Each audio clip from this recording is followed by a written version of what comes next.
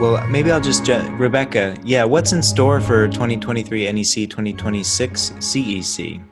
Yeah, so as I think Ryan mentioned, proposals are due for the 2023 NEC in about 2.5 weeks, which is not great, honestly, because we haven't gotten a lot of feedback from the field on the 2020 NEC, and so it's very hard to have all of our proposals written and ready in 2.5 weeks. And so I think people do the best they can. And when I say, people, I really want to encourage everybody on the call to get involved. If you have an issue with something that's in the code, the way that it's changed is through a public process of public inputs. So the public inputs are due September 10th. Like anybody on this call, any of you can put in a public input, and I would highly recommend that you do, because one of the things that happens, I think people are scared a little bit of this process because you think like your input or your proposal has to be perfect, and it definitely does not have to be perfect.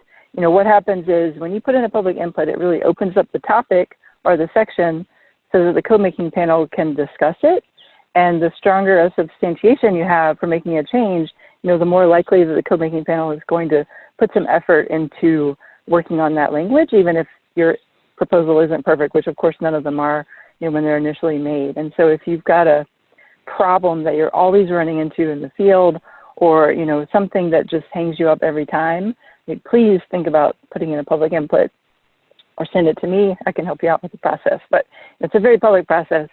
Go to the NFPA website. It's really easy to get involved. So. Well, I want to add something to what Rebecca just said that's really important people understand. If you don't submit something, the committee cannot create it without there being a public input.